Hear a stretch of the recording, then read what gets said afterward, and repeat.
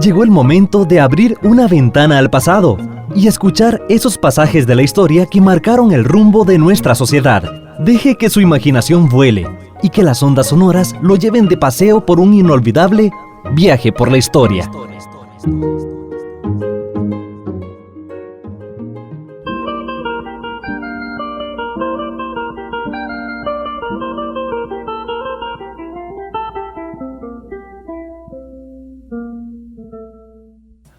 La presencia de los europeos y de los españoles que llegaron a ocupar nuestras tierras y conquistarnos, en el caso nuestro de Costa Rica, a partir de 1502, con la llegada de Cristóbal Colón el 25 de septiembre a Cariari, a la islita que hoy conocemos como Lobita, que los indígenas la llamaban Kiribrí, marca lo que podríamos decir el inicio de la conquista de Costa Rica, aunque las primeras expediciones que se meten en el país van a ser posteriores a 1519. Habíamos dicho en otro programa que la conquista iba a durar hasta que los españoles lograran penetrar el Valle Central y dominaran el Valle Central, y eso se va a producir alrededor de 1560, 1570, cuando además fundan Cartago.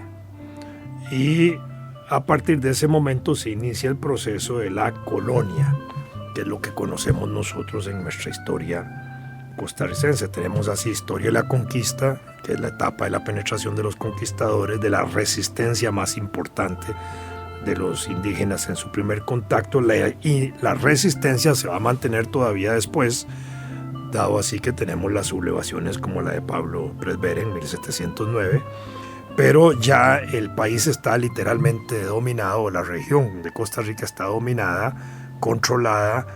El Valle Central ha sido sometido al control de los españoles.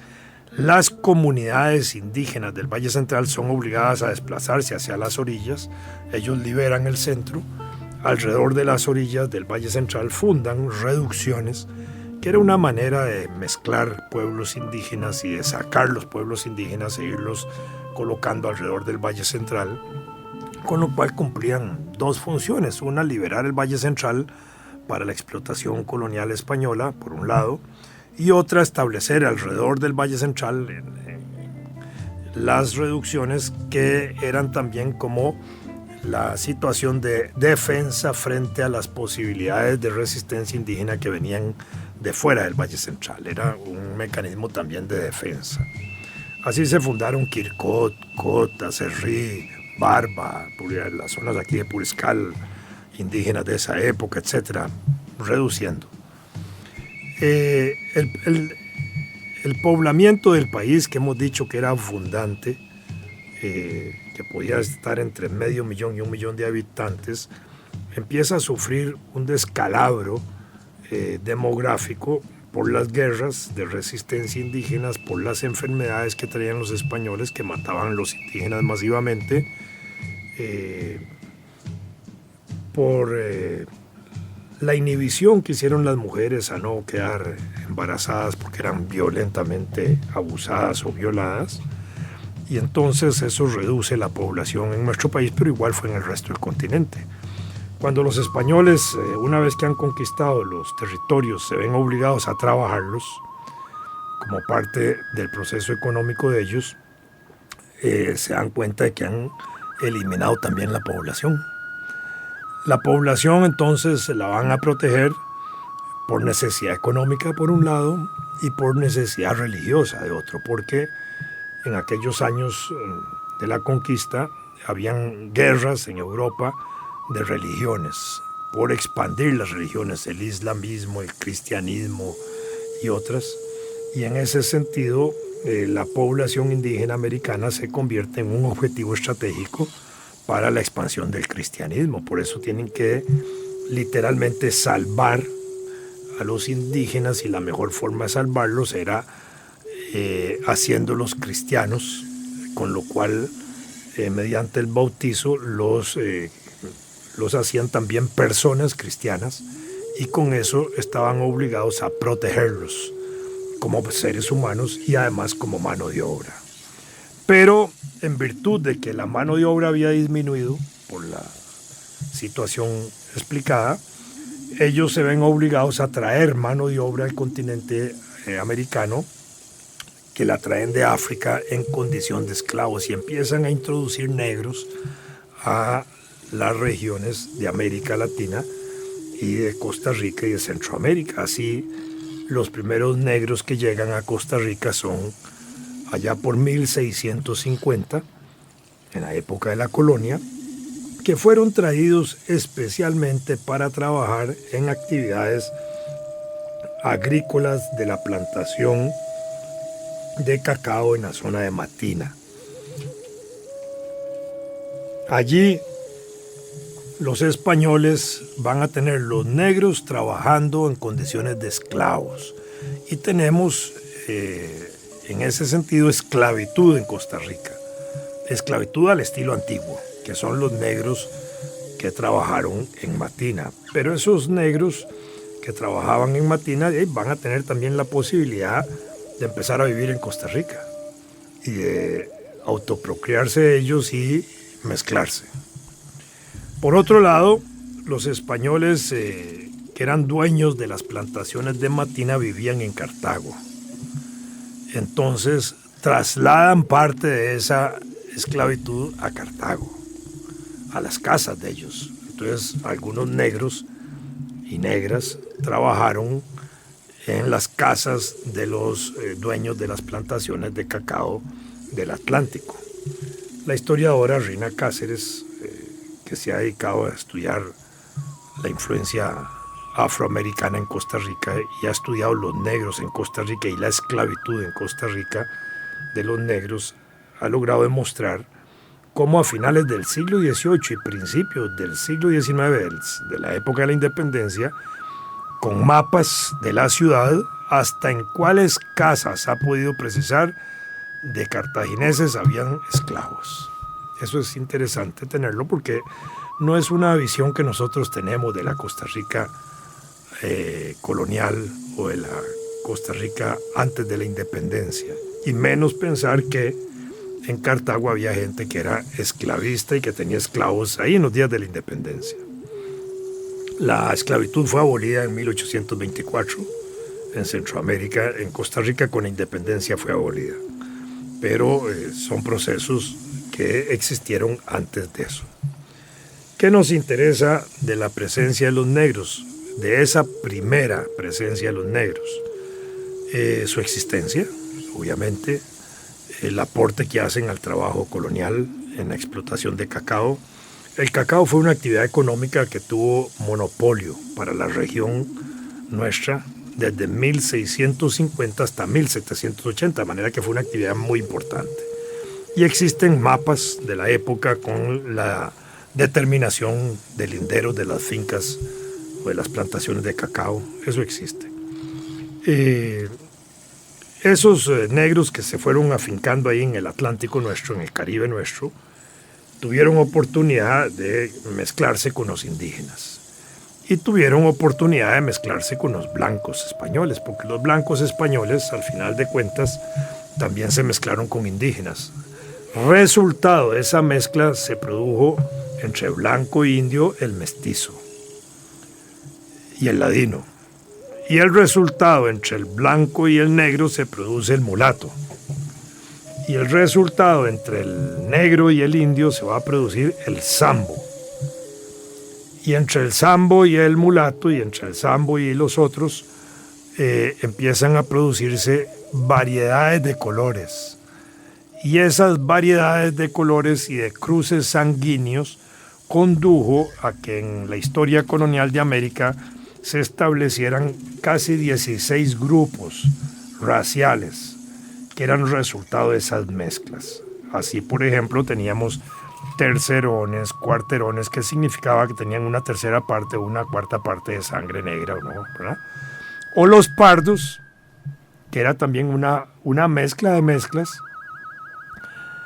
que eran ni indios, ni mulatos, ni negros, ni nada, eran pardos, ¿verdad? Era un achocolatado más liviano.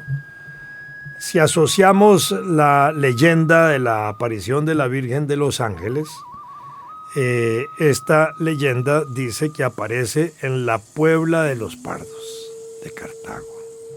Porque eso significaba también que las ciudades coloniales que empezaban a desarrollarse en aquella época estaban organizadas de manera que espacialmente, en espacios de la ciudad, iban habitando grupos humanos. Entonces, ¿quiénes habitaban al centro? Los principales. Alrededor de la plaza estaban los capitanes, los gobernadores, los militares jefes, los sacerdotes, en fin, todo, estaban los principales. Detrás de esa estructura vivían los blancos de la ciudad y ahí para atrás iban existiendo los otros grupos sociales de la población hasta que por allá atrás estaban los pardos, ¿ah? Como decir hoy los tugurios de las ciudades que están al margen de las ciudades principales o del centro de la ciudad. Esto es interesante entenderlo de esa manera, por eso es que se habla de la Puebla de los Pardos, porque era un grupo social determinado de condición social baja, porque era una mezcla de mezclas. Y la sociedad colonial, entre las cosas que estableció, fue una gran diferenciación social originada justamente por el origen sanguíneo o de raza. Entonces, así la sociedad colonial se distinguió en dos grandes grupos.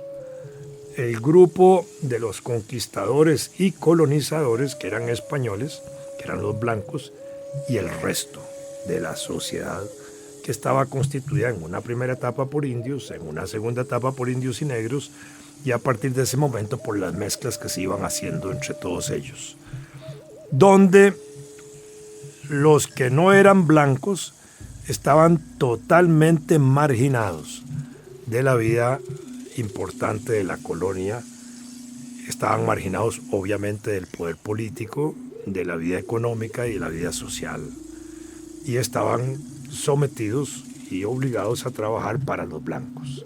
Había entonces una situación social que por su naturaleza se dividía en dos grandes grupos, los blancos y los que no eran blancos.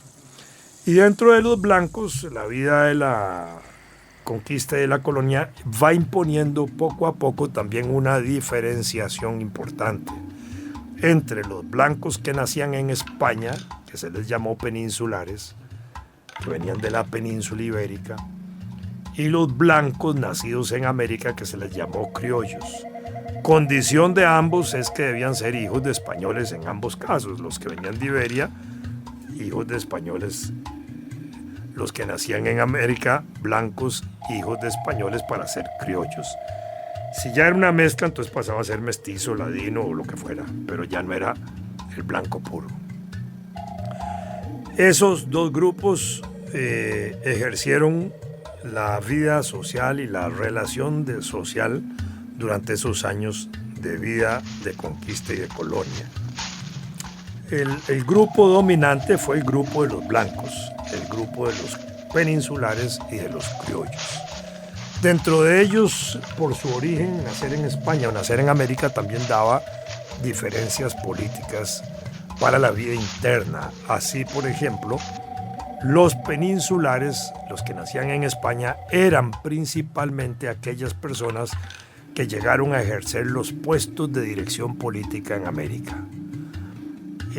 Se calcula que alrededor del 98% de todas las autoridades de la conquista y de la colonia en América eran de origen peninsular. Apenas un pequeño grupo, podría variar más del 2%, no importa, de criollos que ejercieron cargos de dirección política. Y por supuesto que y seguramente así era también, que esos cargos de dirección política eran ausencia de peninsulares o de zonas alejadas donde los peninsulares no llegaban todavía. Entonces, criollos asumían los puestos de dirección política. Pero también había un elemento de confianza política. ¿En quién podía confiar más el rey? ¿En el peninsular o en el criollo? ¿En el español que había nacido en España o en el español que nacía en América? En el español que naciendo en España como representante del rey, muchas veces lo mandaban sin su familia a gobernar América o alguna región de América. Le dejaban la familia en España y le permitían, teniendo la familia en España, que fuera de vez en cuando, cada año, cada 2 años, cada 3 años, a visitar su familia. Entonces, una persona nombrada por el rey que venía a América, que le dejaban la familia en España para que viniera a ejercer su poder aquí, estaba deseando por todos los medios volver a España. Y para volver a España tenía que hacer méritos importantes de ejercicio de gobierno para que lo premiaran yendo a pasar una vacación a España con su familia y tal vez hasta después traerse la familia. Pero al principio eso operaba de esa manera. Entonces estos funcionarios reales se encargaban de ejercitar el poder con toda la violencia que podían, que autorizada además y a veces sin autorización, para poder ganar méritos ante las autoridades superiores de ellos aquí en el continente y ante España. Y de esa manera se fue creando ese poder de las élites peninsulares que dominaban las estructuras de administración política principalmente en América. Los criollos eran de desconfianza del rey por una razón muy sencilla, porque el criollo que nacía en América probablemente se acostumbraba a relacionarse con el indito, con el negrito, con el mulatito, con el pardito, con el tercerón, con el cuarterón, con el alcatraz y con todos los demás grupos que habían por ahí, relacionándose, jugando ahí en el polvazal de la época, en las montañas, en las plantaciones, en las haciendas, estableciendo una relación más de tú a tú, de manera que cuando estos criollos podían llegar a ejercer gobierno, de pronto no iban a actuar con el poderío y la necesaria autoridad española para resolver problemas de carácter político, administrativo, judicial, militar, tributario que tuvieran que resolver frente a los criollos con los que se habían criado. Entonces la autoridad española extranjera era más importante que la autoridad española local, porque se garantizaba un mejor ejercicio del poder por parte de esos peninsulares. Así se estructuró esa parte de la colonia. Los peninsulares en algunas regiones también tuvieron que trabajar, asumir tareas de trabajo, porque si la mano de obra escaseaba y había necesidad de trabajar, pues también algunos trabajaron y tenían sus parcelas, sus tierras que se les fueron otorgando poco a poco por el rey, como hemos explicado. Los criollos asumieron en ese orden colonial las cuestiones principales de la producción. A ellos se les dieron tierras y se les dieron hombres para trabajar las tierras. En esas actividades económicas en las que empezaron a producir fueron fundamentalmente en la base de lo que las comunidades indígenas ya tenían como propios, ¿verdad?, en todo el continente. Pero eso también permitió que España, de manera lenta e importante, con visión, fuera entendiendo que podía especializar regiones. Entonces fueron especializando regiones por la naturaleza de los cultivos que habían o por las actividades mineras que existían. Porque en un primer objetivo de la conquista era obtener metales, que era, digamos, el elemento más importante para hacer poderosos a los estados europeos. No habiendo metales o minerales en toda América, pues entonces entendieron que la explotación de tierras era la forma de hacer las riquezas. Entonces, ahí donde había metales, crearon entonces las explotaciones del cobre, o del estaño después, o del zinc después, o de los metales que fueran, del oro y la plata, por supuesto, y se crearon hasta mitos alrededor del oro y de la plata para ejercer procesos de penetración territorial, de conquista y de colonia, como fueron el mito del Dorado en Sudamérica, el mito de las 7 ciudades de Cibola para la Baja California, porque eran lugares donde probablemente por tradición, leyenda, costumbre indígena, se mencionaban de los grandes imperios que habían en el norte de México, centro y norte de México, y de las riquezas que habían, y de Sudamérica, incas y otros. Y entonces, frente a eso, existía la imagen esa de la abundancia de oro y plata, y entonces llegar a esas zonas era importante para extraer esos metales y llevárselos para España. Así especializaron regiones. Poco a poco fueron especializando regiones, unas en productos, tabaco en el Caribe, ¿verdad?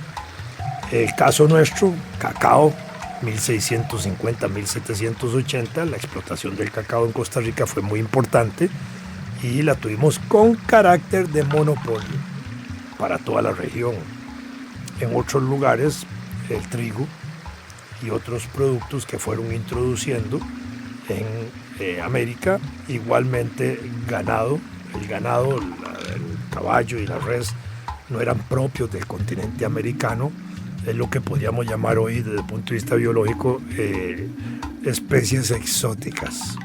Quizás si no se hubiera desarrollado el ganado como se ha desarrollado en Costa Rica y en América, obviamente, nuestra comida fundamental de carne hoy sería alrededor del venado, ¿verdad? Del chancho de monte, de los animalitos que hoy más bien tratamos de preservar porque han sido exterminados, como el tepezcuintle y otros. Pero si no hubieran introducido, repito, el ganado y el caballo, probablemente nuestra comida en carnes estaría girando alrededor de estos, más la danta y otras especies locales que se hubieran desarrollado como hatos y como grandes actividades empresariales. Pero no, aquí se introdujo el caballo y el ganado y la res y la vaca, y entonces desarrollamos una cultura, especialmente en la zona de Nicoya, especializada en eso. Nicoya fue la parte que desarrolló más el hato ganadero. Desde 1600 ya empezaron a desarrollarse los hatos en esa zona, y de ahí data la historia ganadera de Costa Rica importante. Interesante en ese periodo para las actividades agrícolas que también agroganaderas que empiezan a desarrollarse en el Valle Central, está que los españoles habían establecido como práctica que se daba en España también un uso comunal de tierras. Eso significaba que los hacendados que tenían ganado en tierras propias y aquellos que se les iban teniendo ganado no teniendo tierras propias, tenían entonces un uso público de tierras dispuestas para el pastoreo, y se destinaban ciertas tierras a las cuales todo mundo podía llevar sus reses, una, dos o varias, a pastorear cuando no tenían tierras propias para hacerlo. Esas tierras comunales todavía se mantuvieron hasta principios de los años de la independencia en regiones como Guanacaste. También se había establecido por parte de los conquistadores un uso libre de acceso a las fuentes de agua para el gas, para el consumo de agua del ganado, de manera que si yo tenía una finca que tenía un río y el vecino mío no la tenía, yo tenía obligadamente que darle paso a los animales de él para que fueran a beber agua a mi finca. Eso era parte de la tradición española. Entonces había libre acceso a los ríos para el brebaje de los animales y tierras comunales para el usufructo del suelo en el pastoreo de los animales. Así se fue desarrollando la colonia. Entonces, la colonia, entre otras cosas, y España sobre todo, caracteriza a América y la va a dividir en regiones económicas, donde unas regiones empiezan a producir unos determinados productos, otras. Desde ese punto de vista, la economía americana se monopoliza directamente desde España en el control de la producción y de las políticas de producción, y se monopoliza en la producción misma, haciendo que algunas regiones se hicieran monoproductoras. Cuando digo monoproductoras, significa que el principal producto de una región era un producto determinado, como decir aquí el cacao, como lo va a ser después el café, bueno, en aquella época también áreas del Valle Central en trigo, caña, etc. Igual, o el tabaco en el Caribe, o el oro y los metales en el sur, el cobre en el sur, etc. Se especializan.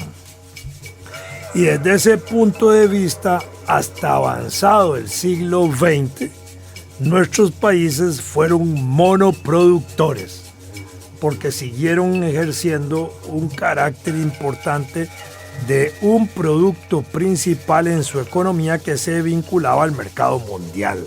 Porque desde aquella época España nos hizo meternos en ese sistema de monoproducción local, con un monomercado de producción y con vínculo internacional a España, de manera que producíamos para España o para el comercio intracolonial que estaba también coordinado por España. Entonces, desde esa época nuestros países fueron diseñados hasta, pongámoslo en términos más exactos, 1980, en caso de Costa Rica, cuando dependíamos casi solo del café, en un producto principal de la economía alrededor del cual giraba toda la actividad económica del país. Y así fue con otros países. Después de 1980, en el caso nuestro, empezamos a variar nuestra producción y hoy tenemos cerca de 6.000 productos de exportación, pero en una época dependíamos solo de café y caña principalmente y banano, casi en un 90% de las exportaciones nacionales, porque así se habían definido países. Y eso posteriormente, ya fuera de España, en el siglo XX caracterizó muy mal a los países centroamericanos cuando, resultado de las actividades del banano que se introducen, llegaron a ser conocidos estos países como bananas republics o repúblicas bananeras, por el peso importante ahora sí que ocupaba la compañía bananera en la determinación de políticas públicas, de productos, de precios, de mercado y de un montón de otras cosas, de legislación interna incluso, de poner diputados y hasta de poner casi presidentes en algunos países.